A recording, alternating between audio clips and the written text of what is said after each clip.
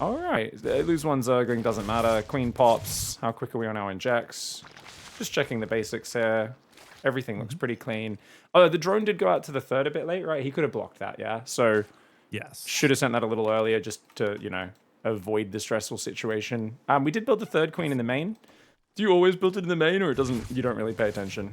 Yeah, I always build it in the main because what I do is normally I like try to defend this Reaper, and then usually about my second inject time, I'm trying to send my queen to my natural to inject with one queen and then drop a creep tumor with the other queen. And then I inject my main with the third queen when it pops. Cool. I mean, and you even put the creep tumor here to connect the bases this time, which is totally fine. Yes. With that creep tumor, started a bit further south because you actually want to spread that up to the corner of your main base, and that's its only job. It'll be a dead tumor after that. You don't need to keep spreading it from there. But it's really nice to have that full coverage in your main later, so you can put spores over there if your opponent's dropping a lot. You know, you can quickly move queens and zerglings over roaches. If you go roaches, obviously really nice to get under drops as well. But it's just, it gives you good vision of any air harass coming in. So that's a good way to do it. Overlord coverage is decent, not bad. We do have a Overlord or two sitting in our natural, but looks like they're moving out now, which is fine. Yeah, this is A-okay. I would have shuffled the Overlords forward though, right? Like one of these Overlords that's kind of dead. And I would have them out front the third base a little bit just to have a bit more vision, yeah? Okay, definitely, yes. Especially when we're coming in with Hellions. Yeah. Okay. So we did build already 6 queens, and now 8 and 16 zerglings. Safety's good. This is too much. Okay, yes. Too much. Yeah.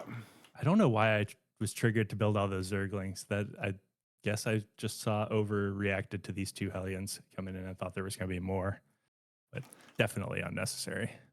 It's really good you got 2 mineral lines up, you know, well timed, right? So up to this point, it's really good. And then you start prioritizing queens pretty hard, which is not bad, right? It's kind of on the safer end of the spectrum. That's good. But if we go really hard into queens and then we also build 16 zerglings, it's like, okay, that's already like very safe. But then you build the 7th and 8th queen, that's like the nail in the coffin in terms of like, we need drones on that third. Because, you know, some games you can literally just have like 5 queens, 4, 6 zerglings. And like, they're not going to poke past that. You're just going to have the queens on the front. Even if they do, they're not going to kill a crazy number of drones with just 2 or then maybe 4 Hellions, if they even poke with them, right? And you could have gotten away with building 16 drones for your third. So even if you lose 10 drones, well, if you're up 10, 15 drones, losing 10 drones is not that bad, right? Because of, you know, relative, you know, greed and stuff, right? Whereas if you lose even 5 drones with the setup you've done here, it's actually a disaster. So it's important to remember, as much as greed can be a problem, over safety is also a problem in the same way, right? So we just want to make sure we've got a bit more urgency on droning this third. A lot of pros. Absolutely. If the Terrans played really passive, they'll try to have at least 10 drones on their third by now. If they were playing against the non-Hellion opening, we'd already want that third base full of workers, 16 workers on that, like, or at least rallying to it right now. Maybe not already there, but they're rallying out of the bases. So we're still only at 35. You can see the 13 drones are going to come out. So you're going to be there in 30 seconds, right? You'll have that base mostly saturated. Just a little bit more urgency on that is going to be key there. I think this is already like... have my 9 there or whatever. So yeah, absolutely. That's huge. So like at a very advanced level, I'll often, if I don't feel like this guy's breathing down my neck with like gas first Hellions or something like that with no third command center kind of thing, I'll probably build 5 drones on the third off of just 6 zerglings, and I might even sometimes do it before even queuing the 6th queen. Maybe I've only started like 5 queens, and then I'm building some drones to the third, and then I'm squeezing that 6th queen in, and then I'm adding a couple more zerglings and a couple more drones. That's a bit more hands-on, very manual, right? It's nice to sometimes just go build the 6 queens, build some extra safety zerglings. We know we're good against Hellions. Now we can hold the drone key down. So I like the structure there. Let's just make sure we go for the drones before we go to 8 queens. I think that's the thing that is like set in stone, basically. We can't be going 8 queens before droning our third. Okay, gotcha. So you think that, but I probably shouldn't have built all these zerglings either, right? Like I probably could have omitted these as well as slowing down the 8 queens. You could have stopped at like 12. I think if you just, well, I mean, you would have gone to 8 queens eventually, and you could have gone up to this many zerglings eventually. Once your third's full on minerals would have been fine. But I think just stopping at like 10 zerglings is usually fine. 12 if you want to skimp on it. It's fine to build that number of Zerglings though. I think it's fine. It's just yeah. If we go 15, 6 queens, it's not the end of the world. I'd rather you be safe and confident. So I think this is a totally fine number of Zerglings. Don't worry about building it. Yeah, Slow down the last couple of queens. Okay. Yeah, just prioritize those drones a little bit more. And if you're running into ladder, you're just like no one's diving Hellions for 10 games of ZvT. Yeah, okay, just build eight Zerglings or something. You know, like skimp on it a little bit more, or squeeze around a drones in on the third, then go for the Zerglings. You know, just you can adjust that based on the meta and your own experience. If you feel like you're building units and they never have a purpose, then that's going to be an issue. Right. Then suiciding a bunch of Zerglings is not a great way to use those Zerglings that I spent my larva on.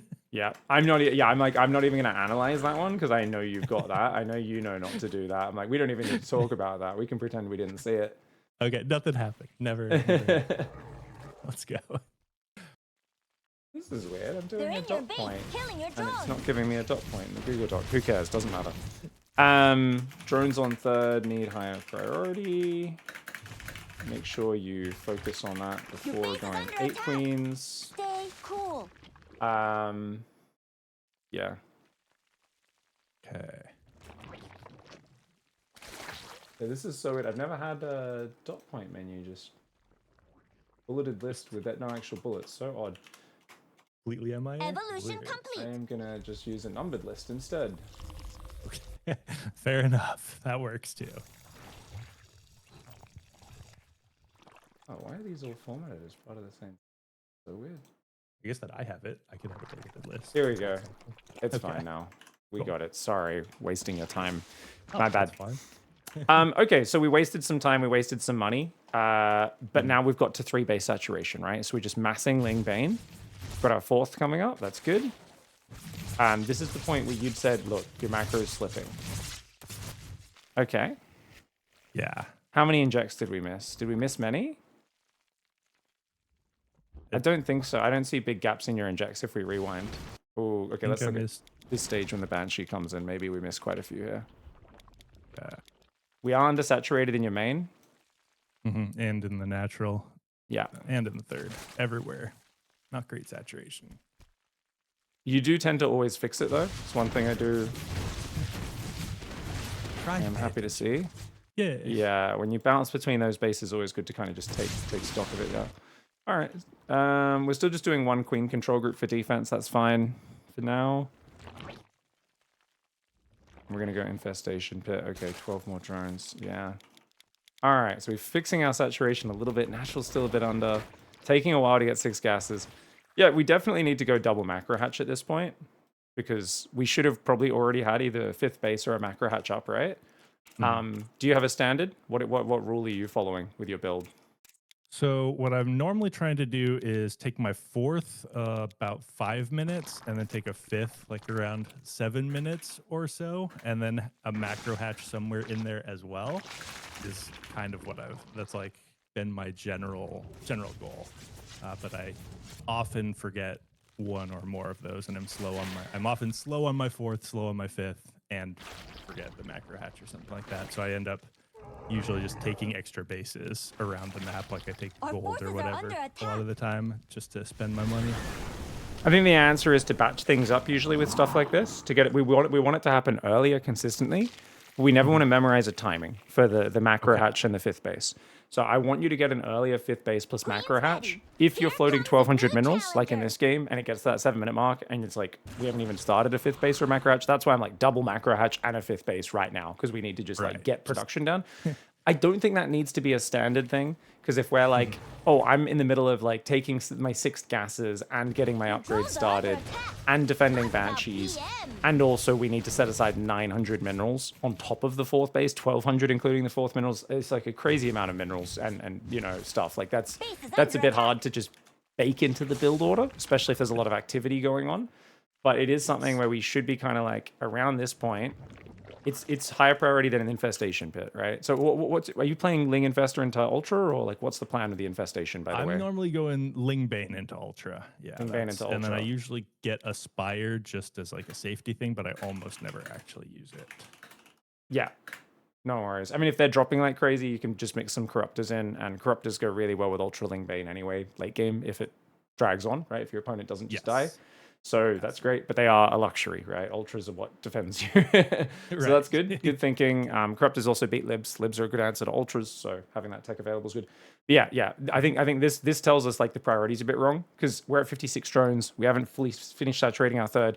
It's not bad to squeeze an infestation in, but it's way more important for us to be getting the macro hatchery production up, because essentially we are at our core a massling Bane player in the mid game. We need those hatcheries up, or we can't produce army or drones, right? Because our goal here, we're still sticking in the formula, right? Mass army of 66 drones. Dominate the map, right? If you feel like, well, he's not pushing and I've got too much army, that's fine. You've got more time to spread creep. You've got the watchtowers. You've got Ling spotters out there. There's so much you can do with your actions. You go, oh man, my army's getting big and it feels weird to just keep massing army. You can grab a third of your army, go wait next to his fourth base or whatever. So when he does push you, it's ready to just move in as a big counter attack, right? There's all these things where, yeah, it's a bit technically inefficient to sit on 66 drones for so long, but it's going to free up our actions to make sure we're really well set up for when the fighting does start, and we've got an abundance of army to actually crush the fight. And it's only when we crush a fight or we get a big set of control, and that's when we'll drone our fourth base, right? And this is just such a good rule, not for Serral or Raynor who have unlimited actions, but for us human people to focus on the creep spread, focus on the map control, focus on getting our units in the right positions, maybe setting our army up in two big control groups. When the push comes through the middle, we sandwich it from two sides. The Marines have nowhere to run. You know, you're ready to ambush him the moment he steps on creep. He's not expecting massive speed banes and Zerglings, just comes out of the fog, right? This is the sort of stuff that can really just ruin your opponents. Yes. Yeah. So that's going to be huge. Huge. Okay. All right. So basically, macro hatch fifth base, not as high priority as your fourth, because the earlier fourth is really good, but it definitely is kind of after Evo's Bane Nest, 6 gases. We want to squeeze that in as quickly as possible. So it should have gone down in this game. What do you reckon? 630? Just looking at this, maybe 6. I think yes. Right when I have I have floating 600 minerals at 630. So yeah. It seems like a perfect time to... First thing, not right now though, right? Because first, inject. We've just defended the Banshees. Hold down the drone key, and then do it after that, right? With the money that rolls in just afterwards, yeah? Okay, so inject priority number 1 always. Yes, yeah. Don't be obstructing your macro cycle to do it. Yeah. But you'd still be able to afford it like here now, right? Because you just built 12 drones, you did some injects. You'd be able to, okay, 5th base macro hatch, I can squeeze him in. I got 600 minerals now. Yeah. And then you could grab the infestation pit just after that, basically. But just a little shuffling. Right now, you're like, infestation pit. I just want you to shuffle that list around slightly. Because I don't think we need to be like on a race to ultras or anything like that. You know, I think we should be okay without it. Awesome. Bump my priorities around a little bit. Absolutely. And I do think that getting the extra hatcheries would be obviously huge here. All right, at this point, you're just droning. So, not a bad idea to break rocks. Doing this with queens, I actually hate doing, because they just do no damage. It has like 3 armor, and they do 4 damage times 2. Zerglings already struggle to kill it, but like they at least attack faster, and they have 5 damage, so they do like double the effective damage of a queen. So the queens just do nothing there. I don't know why. It's like technically they add damage, but it just adds a lot of sound effects for me when I'm doing it, and it just seems to do nothing. Whereas 10 Zerglings will kill it in 1/10 of the time. I would have liked to see us spreading Zerglings. Zerglings on the watchtower, 1 or 2 Zergling spotters to see if he's moving out during that time, and these sort of things. And really be focused on hitting our lava injects and like more Zerglings and stuff. You did at first, I would say, overbuild Banelings slightly. So the ratio is pretty high on Banes, but that's actually really good because turns out he's got Marines and Hellbats here. Okay. Yeah, I do have been slacking on my scouting as well. That's been one of my habits that has fallen off. So definitely need to remember to go get my lings out there so I know stuff like this is happening. All right. So I like that you move south before engaging, but the Banelings are still stuck behind those queens. And you're only attacking from one side. So if we got any warning of him coming, we could have already cut off a reinforce or set an army up behind his to kind of come in from behind, right? Or from the other side. Would have made this fight much easier for us. Also, our Banelings could get stuck on that. Obviously, if we moved with our army, we know they would have got stuck on the corner. We've talked about corners before, right? Yes, this is not a good corner at all. Your Banes got sure. past it, but if UA moved like half a second earlier, they would have got jammed behind the queens, and they would have all like kind of got stuck going around them and stuff like that, and it would have been a bit awkward. We started those Zerglings before the fight started, right? Yes, we did. Good. Oh no, we still had 13 lava though. Oh yeah, okay. Some floating. Yeah, we've got 11 lava 11 already larvae. sitting there. We should have more overlords already building as well. Like, don't get me wrong, the hive timing is impressive, but it's just not important. The macro hatcheries and stuff, like we said, would have been so nice because they'd be coming up soon, even if we built them at that late time.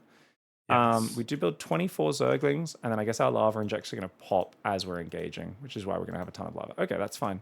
That's good. As long as you do your production, because there was no urgency on you engaging here, right? So it was very good that you did a round of production and then you focused on it, which is awesome. We are going to defend, which is really important. It's also good your queens went in first, because if he doesn't retarget and they're just wasting time shooting queens, especially if you drop a few transfusers, they're not armored units. The queens take very little damage from the tanks, and because they're so chunky, the splash damage doesn't do anything. It's not really hitting the lings and banes. And most players, you're not playing pros, are not going to retarget their tanks. So the going into the queens first was actually really good. We do hold, which is great. We're still in a really rough position right now. Exactly. Yeah, I did not realize, like, I felt like I had held that pretty well during the game, but looking at it in the replay, I'm like, oh man, he was already 40 supply ahead of me again right afterward and ready for another attack. And I decided to drone because I thought that I had held that pretty decently. Yeah, no, we barely held that. We barely held that. That was like, yeah. Yeah, no. If we kept building Lingbane, I think we could have crushed this army, and then we'd be in a spot to drone after this, because that should have been 50 more Zerglings we're building, and if we held this, then we'd be in a good spot, because the game's getting bigger, and the more he's running Marines in a big ball on creep, and you're moving Lingbane, like there's so many opportunities for us to bring that back, right? Unless our opponent knows how to pre-spread their army, something which seems most Terran players don't, because they watch a lot of Clem. Clem's never pre-spread units in his entire life. And therefore, most Terran players think it's not good because they think they also have 700 APM. Thankfully, we know as people who move Banelings, they do not have 700 APM.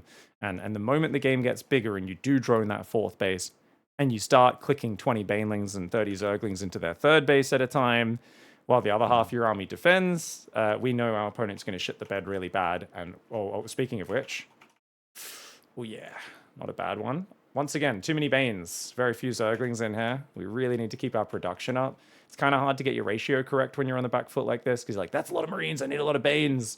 But you can see situations like that where you're like, oh, if we had like another 30 Zerglings to properly wrap around, could have helped out. Like that was probably the move that lost me, or that like fully lost me the game at that point. Was I thought it was a good opportunity to like cut off some of his army and make his make his attacks less potent, because I thought it was just a good engage on those Marines, but sacrificing all those Banelings basically just like left me with nothing to defend. Yeah.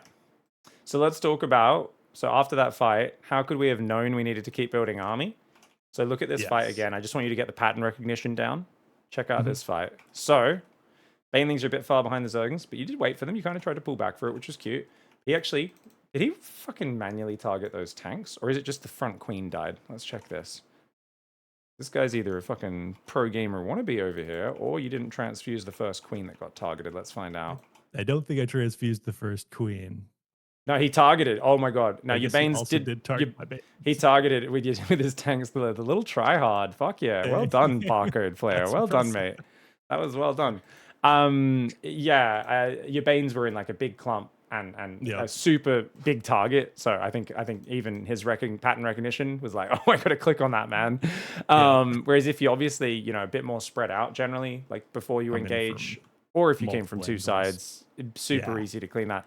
But you could see you got like 15 Zerglings left, and in general, Terran, that's never Terran's whole army, right? So even if you feel like you kind of crush a fight, you're never as far ahead as you feel. But especially if you barely survive with 20 Zerglings left and that's it, there's no, like, you're definitely not ahead.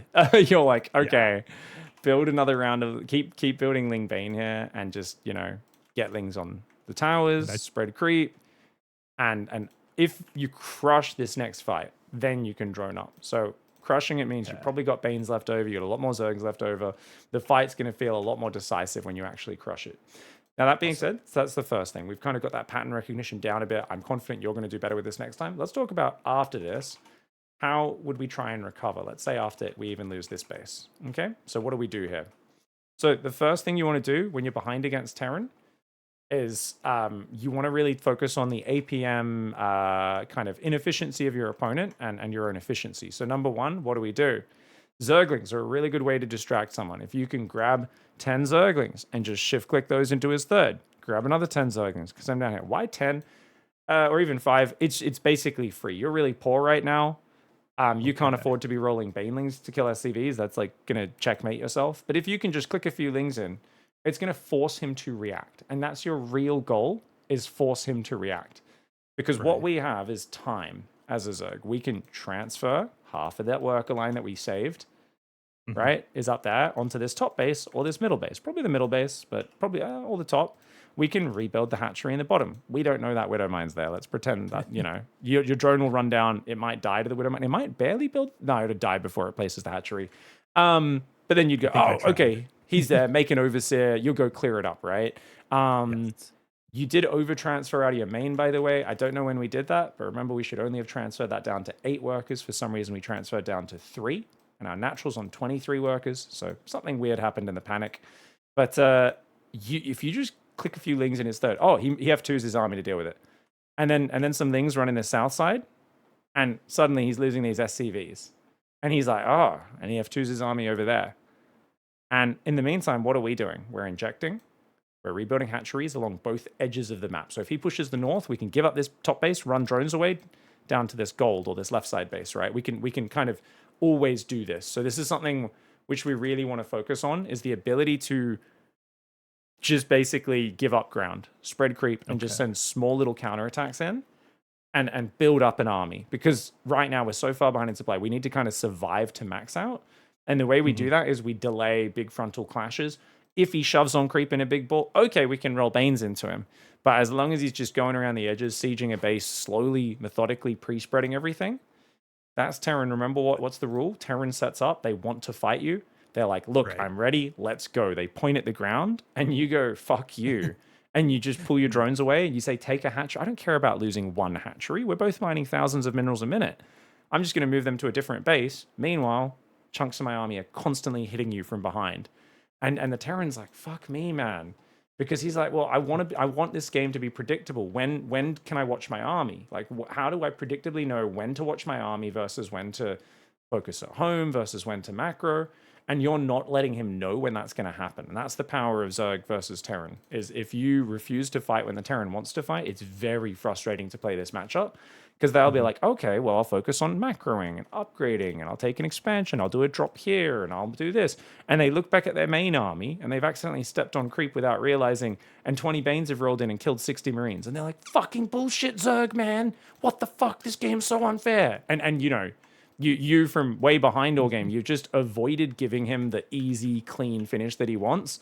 And you've basically just refused to fight him on his terms. And that's a big part of ZvT, is whack-a-mole Zerg, you know, let him kill a base, just move the drones to the other side, rebuild it as soon as his army moves on, and those small little technical counterattacks.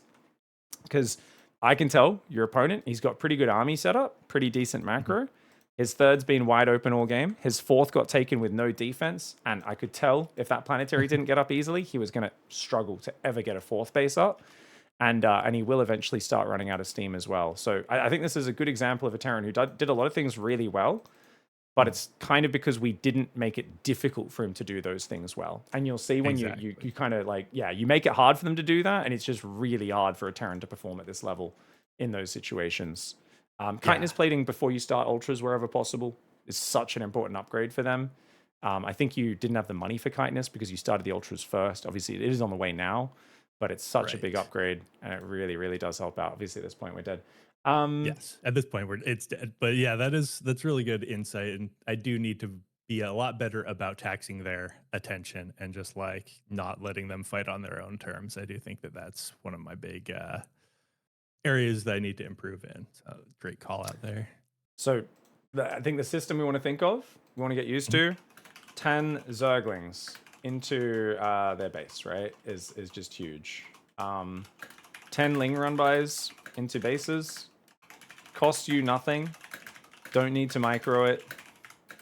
Forces reactions, pressure on enemy. If you can mix that in, even when you're behind, that's going to be really big. And likewise, if you're on 85 drones and you're not really sure what to do sometimes on that, just get used to clicking Bane Zergling run-bys in, right? Just chunks of units, send them into their base and do that over and over, and you'll find yourself in a good spot. Anyways, I think we've got enough from this replay. Yes. Were there any last questions on it, or should we move on? No, I think that covered everything really well. You covered like those were all the main questions that I had or thoughts that I was thinking about this game. So awesome. Okay, sick. Okay, so We got a this weird next stuff replay, eh? this next one's pretty funny. I feel like this is again kind of comes down to the same like me falling behind at like that 6-7 minute mark, but his first push is fairly entertaining to me, and I don't think it's very good, but it still did pretty well against me, I guess. All right. Let's go take a look. I'll quickly see if there was any occasionally someone in chat had some really good coaching advice. We'll just very quickly take a glance at that. King Jon Snow called out that you did my melee upgrade rather than armor when I didn't have enough gas for both, and I should probably make sure I do armor first in that situation. Yeah, against TERRAN armor, against bio is just so huge. So definitely good call out. Will I cast Home Story Cup Day 2 games? If you guys have any good games, please suggest games, as Mr. Big said. You can use that form, but you can also just let me know in Twitch chat. I would love anyone to type. If you guys saw any cool games, please let me know. Home Story Cup's on in the middle of the night for me. So far, for day 1, I only had recommended... someone said Euthermal played a Cannon Rush or something like that, which was funny. I don't know.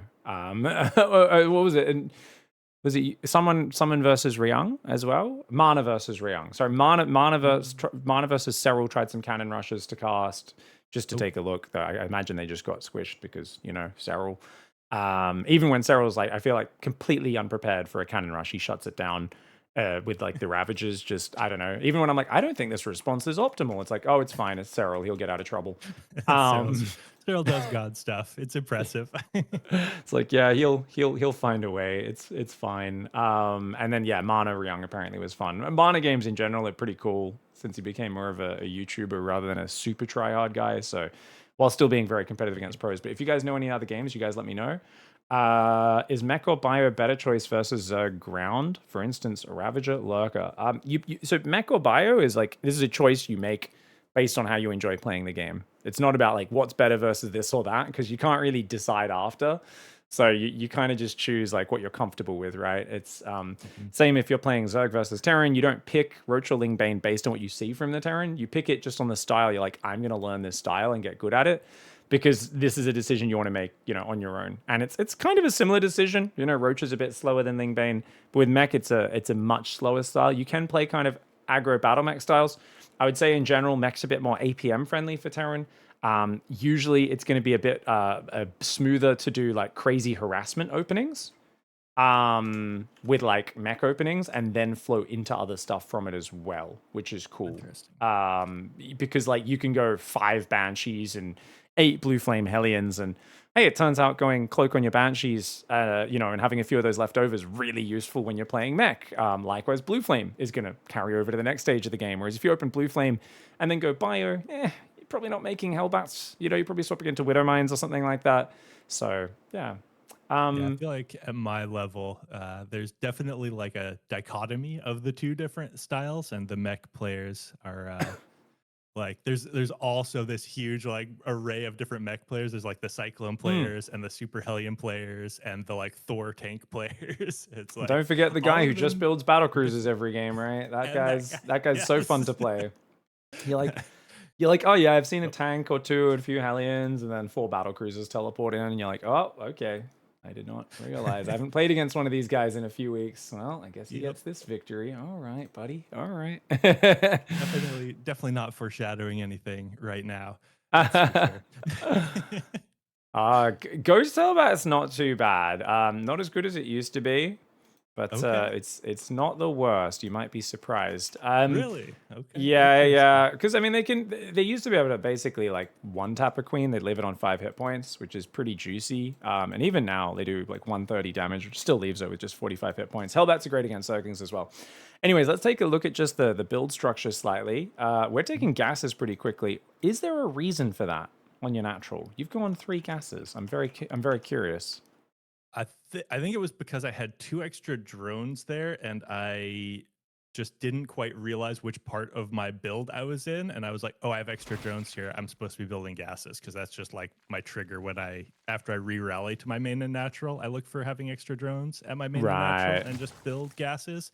And so I think I like had a synapse misfire that led to that. I think that's the best way to describe that. I was like, yeah, that's like the sort of synapse misfire where I'm like, just shut that shit down next time. Exactly. This is like everyone does this sometimes in StarCraft, me as well. Like you just see something, you're like, oh, I have 18 drones. That's 2 extra. I'll just take 2 gases now, and it's like a minute early. Like there's so many things we need to do first, and now it's totally thrown your build off because you're going double Evo Bane Nest Lab. You haven't even started taking your gases yet. It's like. It's not the worst thing to start these before starting the gases, but I can tell you, like, you're not really in tune with where your build is meant to be right now. Right. See Definitely what, yeah. not quite there. I think that it, like, because I end up with this huge surplus of minerals and almost no gas, because I just kind of got out of sync with myself at that point, which is funny because there was actually no pressure whatsoever, so I had no reason to like not be executing perfectly, but it obviously threw me way off, and I've got a million minerals now. All right, we're gonna throw a macro hatchery in a 5th base, which is good. Once again, though, we have so much minerals, it should have been a double macro hatch here. That's okay. We're gonna build some lings, which, even though your work account's not ready, that's necessary because you have like no army. But you should definitely finish droning now. Infestation pit, once again. There is just no need for an infestation pit this early.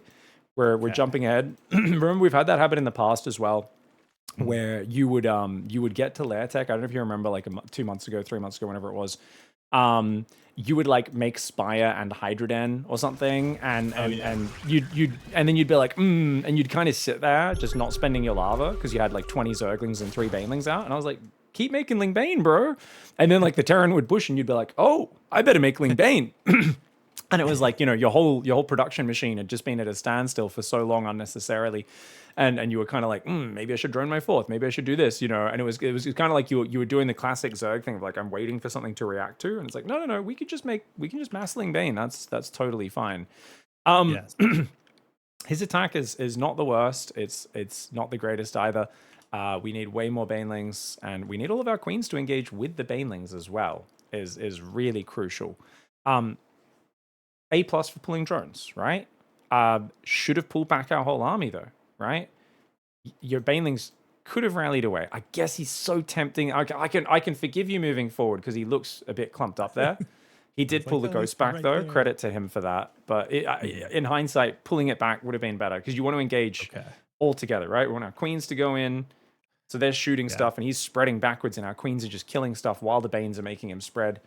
And these other 7 Banes. Almost done. Oh. It's so unnecessarily difficult to deal with just because we weren't ready at the start. It's so funny. That's so odd. This is causing us way more trouble than it should, but because we didn't pull our queens, and so I mean it's hard to do, but there is an emergency maneuver where you pull all your queens to the front. We also have 2 queens down the bottom, which I don't know why we have queens on our 4th. We should not be building queens out of our 4th base pretty much ever, because number one, we're going to forget to use them. It's just like, just build them out of the other hatcheries if we're going to be building queens. I don't know why those are down there, but you will see, like me, if I get shocked by a timing, I will be a bit quicker to pull everything back, and I will pull every injecting queen to the front as well and build more injecting queens if I'm in a real emergency, whether it's oh my god, battle cruisers that I didn't see coming, or holy shit, a whole bunch of hellbats out of nowhere. And that's the power of pulling back. So let's see, like, what do we, like, you have good creep spread, you had a lot of time to react, and actually you already saw him there. So we should have already pulled back here. Like your queen control group, where is our queen control group right now? Why is that not working? Control groups, let's go. I have 3 queen control groups. I have my inject queens, and then my 2 defensive queen groups. And Okay. I think I definitely didn't pull my inject queen group, but I also didn't pull my like bigger. Yeah, I forget defensive you queen use. group I fast forgot you enough. use an injecting queen groups. This is actually way easier for you. For me, I manually go through. So what I would have done, right? I would have grabbed everything at the front, including the drones. I would have already clicked that way back, like into the natural. Yeah. Okay. And then what would I do? I'd go do an inject. So I'd be obviously the baneling morph is huge. So obviously morph as many banes as I can, make zerglings, and then I go inject, inject, inject, and after each inject, I'd basically be like inject the main base, shift click the queen onto my defensive group, inject the natural, shift click that into the control group. Third base is being ransacked. We're not going to be able to do that there. And then I would also build a few more queens, right? Select my hatchery, okay, and I'd just be like, build 3-4 more queens. I got minerals, and shit's gonna die right now. We're in trouble. But that just means the new queens popping out will replace the injecting ones. It takes 36 seconds to build a queen, and inject lasts 29 seconds. It means basically if you ever have to emergency pull all your queens to the front, for you, like I said, you can just do the injects and then just throw your injecting hotkey onto your defensive key. But the new queens will pop out at pretty much the time when you need to do another inject, which hopefully is around the time we've already shut this push down with the queens and the banelings going in together. But then you basically want to A-move your queens, roll your banes in. Obviously, center of any of these units is good. Ghosts and Hellbats both weak to banelings. Zerglings, what do you do with Zerglings? Well, you try to make as many into banes as possible. Against an army like this, they are almost worthless. Okay. But if you can shift-click them to come from behind, they will intercept any rallying Hellions, and if your opponent's Hellbats naturally go to the front, which they normally do, you might actually be able to engage the ghosts where the Zerglings are reasonably useful. Alternatively, if you spotted this push coming across the map all the way here and you had time to prepare, after you've morphed banelings and done the other things, you could have sent every Zergling that you have left, steal them off onto a different control group, and send them to counterattack. And you'd be surprised how often Hellbat timing players' walls are down, or they don't have a wall. Or even if they do, they're so focused on the front, you kill the wall and your Zerglings get in and kill their entire economy. Because those Zerglings aren't really going to help against a big mass of Hellbats anyway. 1 or 2 Hellbats on its own, Zerglings can surround and deal with. Once they get to 10 Hellbats, it's very hard for those Zerglings to add any value. So yeah, you'll see pros like microing them in and out and spreading them out and flanking around and doing all this. But it's like the super low value micro they're doing because they're caught with their pants down super off guard. But yeah, imagine if this is 6 queens. Imagine if we had all the banes together. The Hellbats either get popped or they spread really well, in which case the queens do okay against them. The ghosts have to kind of run away from the banes as well, which means they can't stand and snipe, and this is just a much easier situation. But big surprise Hellbat timings. The ability to pull all queens is probably number 1. Let me write this list down for you, actually, while we watch how we recover. I guess this is a situation where like I really shouldn't have had any fear of just abandoning that third base because we know he's on 2 base and I have other bases, so it's like I need to collect myself in this. But how do you make that decision under pressure? How do you make that decision? Exactly. Well, you go, my opponents come out with a bunch of weird shit, right? And our instinct should always just be pull away, pull back, give up ground, right?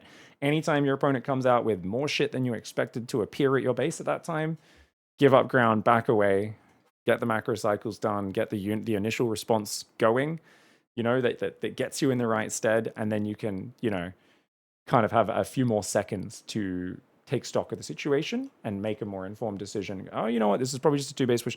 If he kills the hatchery, we don't care at all, right? Hatchery's worth nothing. It's the drones that are expensive, like you said. Just give it up.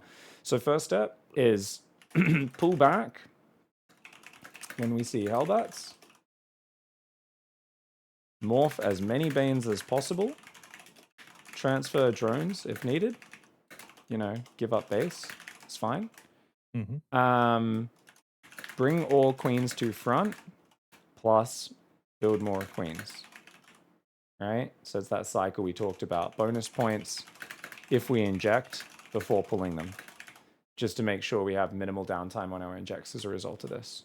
And once that's a bit more muscle memory like, suddenly you've got yourself a really nice advanced defense down.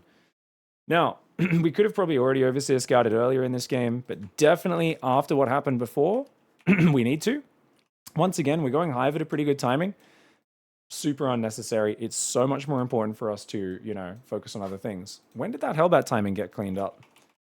Like 7? 7:30. It took a while, right? Ish, 7:40. Yeah, somewhere around there. Oh my god, it took forever. It's wasted so much of our time, man. Yeah, And that's we like just get to time is hang out with everything, 4 right? Hellbats. Yeah, time just costs so much because like that's time when we're not injecting properly, we're not really doing the next step. How quick were we to rebuild our hatchery? Let's take a look at our recovery really quickly here. Yeah. Should have rebuilt that hatchery way quicker, but we do place it. After an opening like that, same thing if someone cannon rushes you. Same thing if a Zerg tries to do like a Ling Flood crazy gamble at the start. These are the guys you want to always scout against, right? Yes. You know this guy's a fucker, basically, right? This guy just attacked you with like 12 Hellbats and 4 Ghosts. Like, what the fuck? This guy's... what's this guy been smoking? Overseer needs to be barreling across that map, trying to click Zerglings in at all if possible. And obviously, if we could figure out what's happening, or even just go, oh, he's just got tanks on the high ground. We see no Marines on the natural, or barely any. Like, we should already be thinking probably a mech player, right? But definitely Overseer Scout. You had Overlord speed this game, which I think... Oh, no, you didn't. Or if you did, you cancelled it. But yeah, obviously Spire and Spores and Queens as quickly as possible. And you would need to have a bunch of Spores around the Spire as well would be really crucial.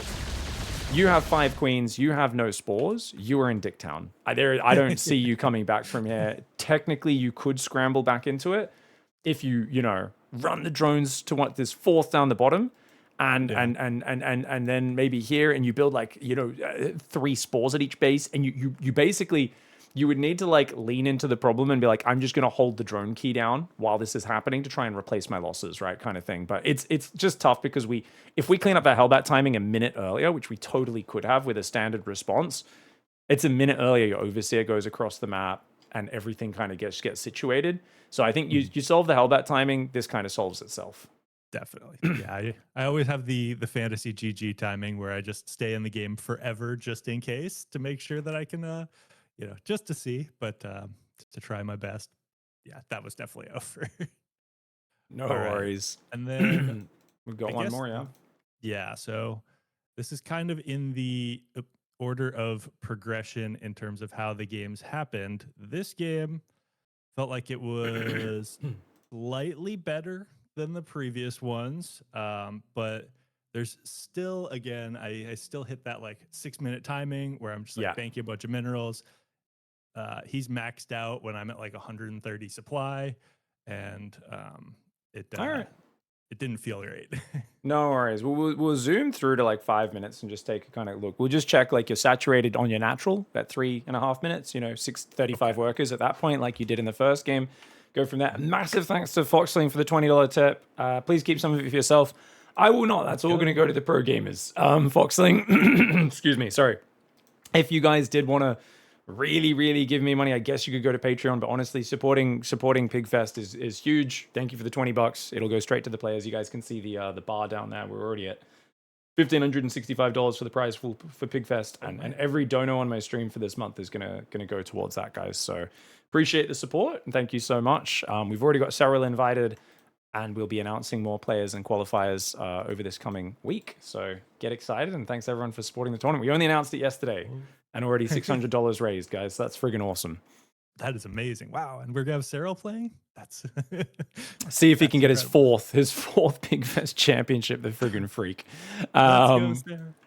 Shout out to Clem for finally Clem blocked him on the last one, which was good. Even then it was by 1 map of 4-3. They always have we're very blessed with amazing games in that tournament. So I hope this one follows in the tradition of the games being relatively competitive.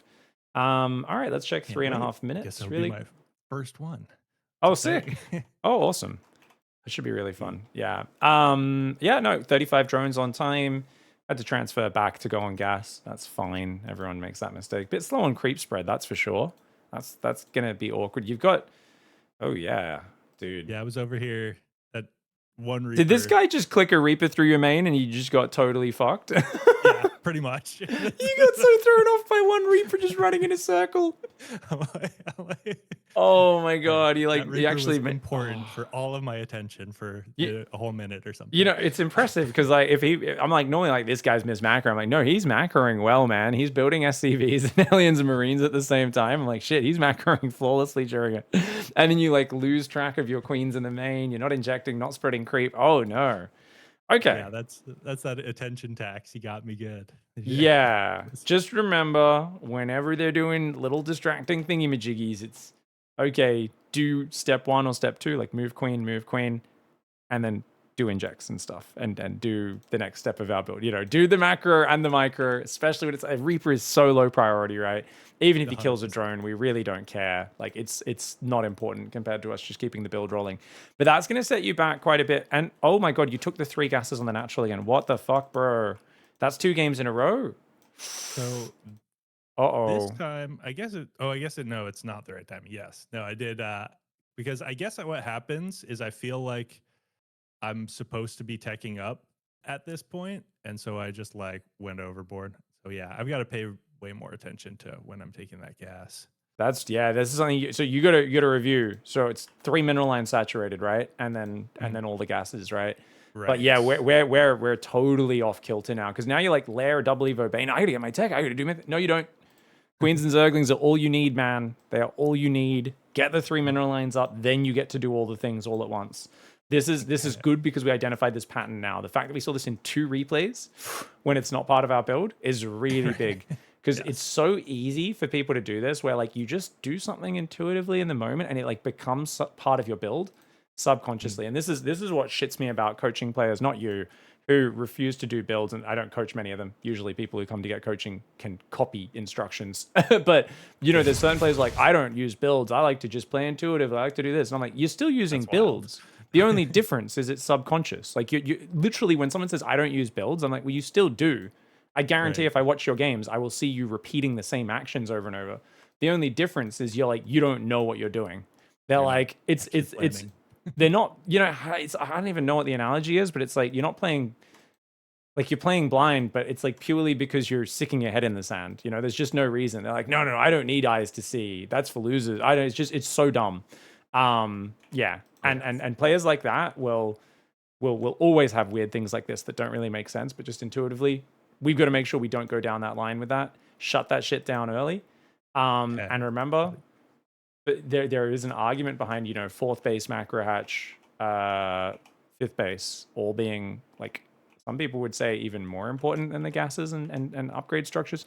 I'm happy for you to go the upgrade structures and gases first and then build all those things. That's totally fine. But you can see these are getting very delayed because we were a little bit slow on that. And we are kind of just sitting here, still not saturated on our 3rd at 6 minutes. Finally, we get there. So as opposed to our opponent, his macro has been decent, not crazy. He hasn't really done anything to slow us down other than I guess the Hellions, right? So that's totally fine. Terrans normally have more SCVs than this at this point. But yeah, I definitely I think I have a big fear of not getting Baneling speed in time for the first push, and so I think that causes me to do weird stuff sometimes. Maybe I need there's a habit. Your Zerglings have run in a few times. Mm-hmm. So don't worry about the no Bane speed because I think it can matter, but realistically, I think if you're macroing better, you'll be able to hold most of their first pushes with pure Zergling Queen. And that's actually like the next level of your macro is you absolutely can do that. Yeah. But this is good that you got damage here. This is not good because I've seen you multiple games be completely blind on the map and then just click your army into their base. Mm-hmm. And and then you're like rushing Spire and Infestation Pit when I'm like, we haven't even finished droning our bases, right? We're on 58 workers here. So your tech needs to just get scrapped right now. If the highest priority is you could even just play, I'm only playing Lingbane, nothing else. It could be a thing, but like at the very least, we're delaying it a few minutes. But that tech, like we said, we keep rushing it too early. But also, I would much rather you just put a few Zergling spotters out at this point, just to see anything coming. If you feel a bit blind, you want to be a bit more active. But I don't really want to see you send these Lings in so much, because it just feels like you're kind of scouting with your army. You're going, oh, I need to see what's happening. When there's still like really basic, repeatable things in our build, like saturating 3 bases, getting to 6 gases, getting the 4th base, the macro hatch, the 5th base up. That's all really important. And whenever players scout with their army, it's just this really bad habit where they end up then going, oh, he's got army there. Now I'm going to micro my lings. Now I'm going to do this. Now I'm going to do that. And they're missing injects or they're missing the next part of their build. It's this like habit I see with a lot of very like mentally disorganized players where they just end up clicking their army into scout. And I'm like, hey, if you... So this I hate. Why? You've got 10 lava. Your injects have just popped. You've injected 1 hatchery for some reason, unless you queue that. And then you've gone and looked at it. Okay. Looks like maybe you'd already stacked it. I want to see what happened with your attention here. So you click your lings across the map. That on its own is not bad. But we haven't put on this 4th gas in the main. We should be kind of putting on all 6 gases at once as well. This is so much APM is getting wasted because we're taking those 2 gases on the natural. Then we're adding another gas in the main. Then we're adding the gas. Like we're putting on gas like 5 different times when it should be kind of in one chunk where we saturate all 5 gases, right? So instead, our attention's getting pulled a lot more. But what I really hated about going with those Zerglings then is like, it's time for you to do another inject cycle and spend your lava. And instead, you're sinking your APM into an unnecessary poke. Does it get good damage? Yes. We had no reason to think it would get damage here, right? We didn't even know if there was a base there or anything like that. We had no idea. We were just going, oh, what's happening? So this could have easily been us just clicking a single Zergling in, but more importantly, doing an inject cycle, holding down the drone key, and then go in with the Zerglings and look at them for 10, 15 seconds and go, oh, what are we up against here? What am I playing against? It's just prioritization, right? Looking for information, looking for damage is good, but it has to be below basic build order operations, have to be higher priority, yeah? Yeah, absolutely. And that is a good explanation or part of the explanation for why I'm just like banking infinite money right now. Missed all those injects. It's just like, it's adding up very quickly. And remember, when your 4th base finishes, stack injects on it. You got those queens there. They should stack at least 4 or 5 injects on that. Your 5th base is up early this game as well. So you could literally just shift click, like 6 times there, 6 times there, and then they're going to turn into lava fountains, right? They'll just constantly produce lava. You don't need to inject them regularly. Just do that as that one-off, and it'll work really nicely. Now, we've gone 83 drones off 2 Zerglings, and now we're building another 12 as well, which means we are off the rails. Build order has more than been abandoned. The fact that we already went to 80 drones when we should be massing off 66 is a problem, but this is old Adon LCM, old Haliax coming in. This is infinite. Yeah, this is vibes bronze to GM from 2018 or whatever. This 92 drones. Yeah, make 100 drones, and then we could just click units at our opponent on the minimap without looking at them. But I mean, if we we're going to do that, we should have been at this drone count 3 minutes ago. it's crazy. We're still not building Ling Bane. This is wild. Yeah, you see the army coming, and then you only started to build any military when you saw his army move out. Yeah. Good instinct 4 minutes into the game. Terrible instinct once we're on 3 bases. The habits that I needed to have conscious attention to, and I had forgotten that was a big problem that I had for a while. So now I have been reminded that, oh yeah, I definitely am still doing this thing. And that's exactly what we expected today, right? When you've had a big break, you've been moving across the country and stuff. It's just remembering. It's just like literally just some rust and some old habits like reformed there. And like we just remind ourselves of it. You play 10 games and you'll like literally be back to where you were at the end of our last session or very close to it, right? It just takes a few sessions of de-scraping the rust and reminding ourselves of the kind of fundamentals there. So yeah, I think that 66 drone, just 3 base Massling Bane rule is really big. People often go, oh, what? So you're not even using a 4th. But it's like, dude, at 8.5 minutes, you can still transfer half of your main to the 4th, 11.5 half of your natural to the 4th. And like people say, well, this is bad. Like, why aren't I not playing a pro gamer economy? And I'm just like, go watch fucking Dark in 2023. Like, it's the funniest shit ever. Everyone's like, I need 107 drone lurker Lingbane Hydra. And Dark's there on like 71 workers. Even when he's got full map control, refuses to build a single worker. And he's the only guy consistently destroying Clem and like all the top Terrans. He just has this giant army, and like Maru's like beating him, and then Maru moves out, and like 1,000 Zerglings just hit his base from all sides, and like Maru loses 70 workers in literally 20 seconds, and just like gets wrecked by banelings because he's trying to step on creep base trading against a Zerg, which you should never be doing as a Terran. And you're like, well, fuck me. I thought Maru was winning that game. But, you know, Dark's like, yeah, having a standing army is good. You can do things with it, you know? And it's just, it's fun. We always fall into these mindsets where we just kind of go, this is the way to play. It's good. This other way to play is bad, even at pro level. And I think especially at average Joe level, 3 bases of workers, Massling, Bane. And remember, it is challenging because ZvT, what are you doing? I'm not droning. Still got to remember to make 2-2. Still got to go Infestation Pit into Hive. Still got to transfer drones from your main, 8.5 minutes. You want to drop it to 8 workers, 11.5 minutes, drop your natural to 8 workers. You got to spread creep across a map. And the more your creep spreads, the more creep tumors you have to spread as well, right? Like your creep is going to be having to spread across extra lanes, up high grounds, across ledges, site blockers, and all this sort of stuff as well. So that gets harder and more APM intensive as well. So there's actually a lot of things. You should start clicking Zerglings in, right? You should be clicking Ling Run buys in. We could look at this game. Well, that 10 Zerglings isn't going to work on this base, is it, this game? Yeah, but if you hit this base at all in the middle with Zerglings when he was establishing it, could have disrupted him. And actually, his natural's wide open. If we click 10 Zerglings in there, they'll kill the tank. They'll cause him havoc. And you can always escalate run buys as well. If we sent 30 Zerglings and 10 Banelings into this top base, they're going to kill the tank in the bunker easy, right? As well. So that's going to be really, really nice. Now, I did want to just look at this fight again because way too many Banelings, it felt like. No Zerglings in the army. We're still droning right now, which is absolutely wild. That is crazy. Remember, the longer a game goes, it's easy to lose track of your workers. Even pros do this. Like, you'll hear me occasionally in commentary where I'll go, oh, he doesn't realize. He has like 100 workers right now because he's building 5-10 more. Like, he actually has just not hovered over his worker count in a while in the top right. And the game's so chaotic, and he's lost his middle base, so now he's got economy bottom right, economy top left, and you know, even a pro player would just be like, I got to rebuild workers. I think I'm at 80, and you're just like, dude, we can see the worker count now. They added this quality of life thing. Hover over the top right. and the longer it goes, the more it's just about transferring workers if you're not actively losing tons. But yeah, there's no Zerglings in this army. It's like pure Ultra Baneling, which is just such a crazy. I mean, it's not terrible if you catch them unsieged or whatever and stuff. But yeah. Your army also, you're max now. You should be split into 2, right? Remember, whenever you get above 150 supply, split that army in 2. If half of your army were to attack up here or up there, and then when he moves to react it, the other half attacks into his natural, like, you're going to trade so well, man. Yeah. You would smash.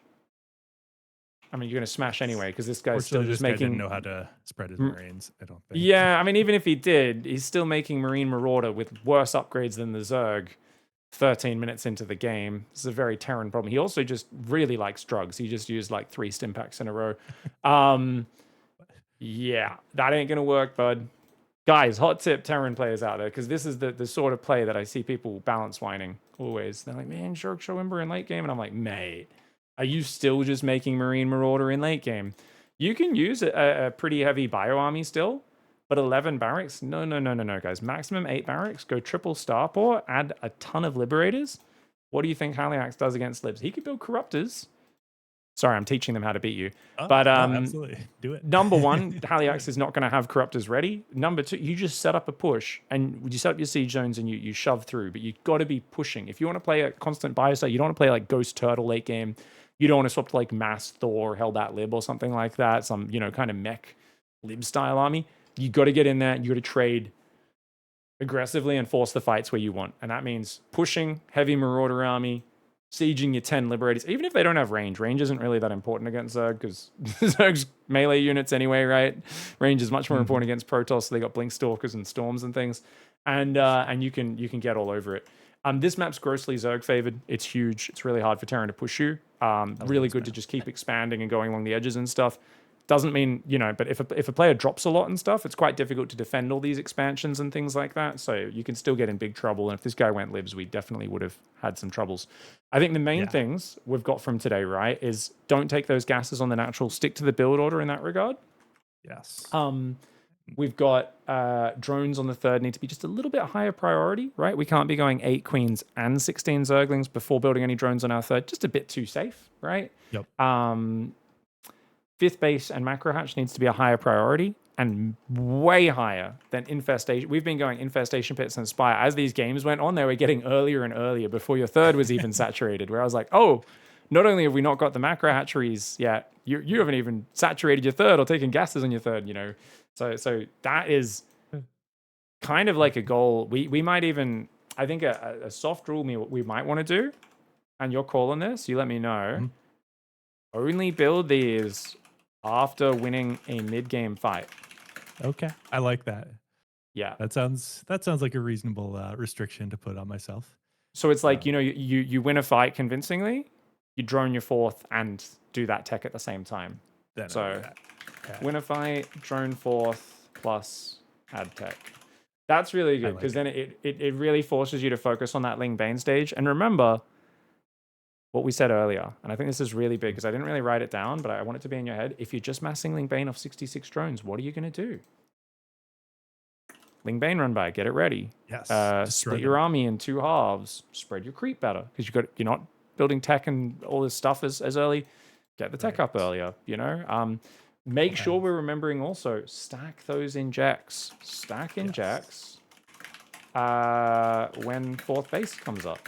/ macro hatcheries. If your opponent's in your face the whole game, you don't get a chance to do that, right? You're just too busy, shit's going on. But in a game where there's usually a lull after like any sort of Hellion Banshee pressure finishes, but before there's Stim Marines and Medevacs in your face, and tank pushes and that sort of stuff, there's usually a big window to do that. And that's really, really nice. Weird mechanical question. Do you rapid fire stack inject, or do you literally shift click? I just shift click them. I might have it on. If I have it on rapid fire, I probably could just do that. I think you need to hold down. You need to hold down shift as well, I believe. Yeah, because if you don't shift it, then I don't know if they'll keep doing it. It would obviously cast different queens, but a single queen won't cast sequentials unless you've got shift. So you'd have to do shift and rapid fire. I just individually click them though, because if you click a hatchery 6 or 7 times, which doesn't take that long, that's 3.5 minutes of lava inject, which from like 6 to 10 minutes, like that's at that point. By the time I got 8 hatcheries and I don't really have a lava shortage by the end of those injects anyway. So sure. I just manually click it. But yeah, you could maybe test the shift plus rapid fire should be fine if you've got it on that key, and it should be awesome. Yeah, I've been doing it that way, but it's like a lot of times it will rapid fire, but then sometimes it just randomly cancels out for reasons that I haven't been able to figure out. So I feel like maybe just doing it manually is just more reliable. So that's why I was asking. Thank you. Yeah, if you can be bothered just hopping into a custom game and playing with it, go for it. Or at the end of a game, you'd be like, oh, let's test that. You know, I've got my hatcheries, like I've just won the game, so let's just stay in and test it out and just make sure the technique works. Go for it. But yeah, I just do it manually. I mean, to be fair, I'm an old man, so back in the day, we didn't have control group stealing. So if I had your army here and I wanted to do a Ling Bane run by, I'd literally click over here, and then in my fucking wireframe, I'd be like, shift click out 15 Zerglings and then remake my control group control 3. To be fair, not the most efficient way to do it with Ling Bane, but there was a lot of shift clicking units out for counterattacks or run bys. I'd be like, oh fuck, I need to split units to my main. But I really don't want to remove all the eggs they're rallying to my army. Whereas if I remake my group from scratch, I'm not going to have the eggs, right? Yes. So I'm like, you know what? I'm going to shift click out 12 roaches to go to my main to defend this drop. It's yeah, pre-legacy mechanics are a little bit, I'm like, oh my god, they didn't have the nice quality of life. But anyways, control group stealing has been a life-changing thing for me, coming from like Brood War and other old school. Oh, it's so amazing. Especially because the Starcraft, at least in Starcraft 1, your units are kind of like struggling to move around the map, so you kind of can keep track of where they are a bit better. And you're like, well, it's fine, I can go control group these units in this area, these units in this area, and just micro them and stuff. But the Starcraft 2 fights, the units just fucking slide like butter. They're just gliding up ramps and stimming and stutter stepping, and suddenly there's immortals and storms in your natural, right? And everything just moves so freely around the map. It's like not having the ability to do that is nightmarish in the Starcraft 2 engine. Oh, man. Yeah. It's pretty sick. All right. Any last questions before we wrap up? I think that's it for right now. I've got plenty to work on. So yes, very, very helpful. Thank you for helping me get back into the swing of things, and I appreciate you, and thank you everybody in chat for all the advice and stuff as well. It's very nice to have all the support, so thank you. Oh, it's awesome, dude. I'm really, as always, I always say, you're a pleasure to coach, because Bam. Bunch of replays, bunch of notes on them. No matter what, whenever you ask anyone for help in StarCraft, there's always some pretty obvious / dumb mistakes that can be corrected, right? So we should never feel stupid asking. It's just there are so many things you can focus on in StarCraft, but the moment you start trying to analyze and look at things, you're already so far ahead of the competition, and that's what you're doing every time you come to a coaching session. So keep it up. I think that was our last of the current package. If you do want to set up another one, you just hit me up and we'll set it up whenever. All right. Awesome. Yeah. Probably in a couple weeks here. So awesome. Thank you again. All right. Have a good one, brother. I'll catch you later. Stream. Take care. Cheers, man. Good night. Bye. Cheers.